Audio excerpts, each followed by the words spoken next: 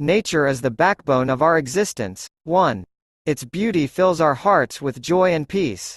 It provides us with essential resources such as food, water, and shelter. Forests give us air to breathe, while rivers quench our thirst.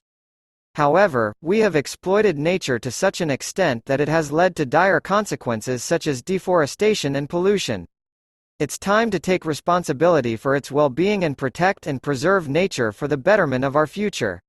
Keeping nature is important not only for the environment but also for our own health and well-being. Here are some ways to keep nature.